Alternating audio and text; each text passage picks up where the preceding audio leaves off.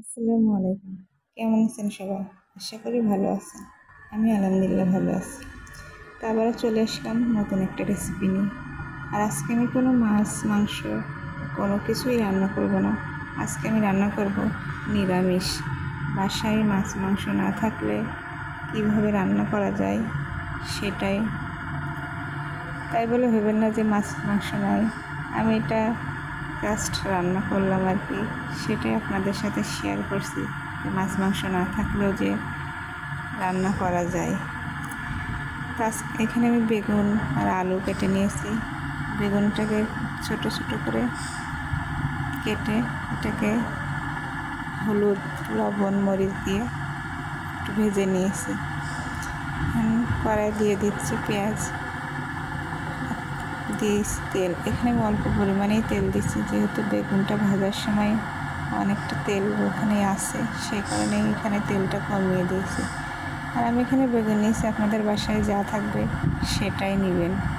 বেগুন যে নিতে হবে এটাই কিন্তু না, আমার কাছে বেগুন ছিল সেজন্য আমি বেগুনটা নিয়ে নিয়েছি আর কি। এখানে পেঁয়াজটা একটু ভালোভাবে ভেজে নিচ্ছি। নিয়ে এখানে এখন দিয়ে দিব আদা, রসুন, আর সঙ্গে আর একটু পেঁয়াজ বাটা দিয়ে এটাকে ভেজে দিয়ে দেবো গুঁড়া মশলা, লবণ, হলুদ, ধনিয়া গুঁড়া, মরিচের গুঁড়া, জিরার গুঁড়া দিয়ে এগুলোকে আমি ভালোভাবে কষিয়ে নিব। আর মশলাটা ভালোভাবে কষিয়ে নিতে হবে যতক্ষণ পর্যন্ত না মশলার কাঁচা গন্ধটা থাকে, ততক্ষণ পর্যন্ত মশলাটাকে ভালো করে ভেজে নিতে হবে। যেহেতু এখানে কোনো মাছ ব্যবহার করব না, সেজন্য মশলাটাকে ভালোভাবে কষিয়ে নিতে হবে। আমি মশলাটাকে ভালোভাবে কষিয়ে নিয়েছি। নিয়ে এখানে আলু ও বেগুন ভাজাটা দিয়ে দিচ্ছি। আর বেগুনটা দেওয়ার সময় একটু সাবধানে নাড়াচাড়া করবেন, কারণ বেগুন ভাজা হয়ে গেলে এটা কিন্তু নরম হয়ে যায়। আমি এটাকে একটু হালকাভাবে কষিয়ে মশলাটাকে ভালোভাবে মিশিয়ে নিচ্ছি। আর এভাবে রান্না করে দেখবেন, অবশ্যই ভালো লাগবে। বেগুনটা কষানো হলে এখানে আমি দিয়ে দিচ্ছি কয়েকটা কাঁচামরিচ, দিয়ে দিয়েছি জিরার গুঁড়া।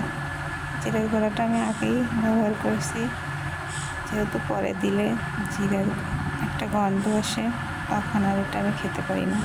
এখন তো যাদের ভালো লাগে জিরারে, তারা একদম লাস্টেও দিয়ে দিবেন। তো এটাকে আমি ভালোভাবে কষিয়ে নিয়েছি। এখন দিয়ে দিচ্ছি একটু পানি, যেহেতু আলু আছে, আলুটা একটু সিদ্ধ হওয়ার জন্য অল্প একটু পানি দিয়ে দিয়েছি। দেখুন আমার এটা কিন্তু হয়ে গেছে রান্না, আর এটা অনেক সুন্দর হয়েছে। তার যদি ভিডিওটি ভালো লাগে অবশ্যই লাইক, কমেন্ট, শেয়ার করবেন। আর আজকে এই পর্যন্তই। আল্লাহ হাফেজ।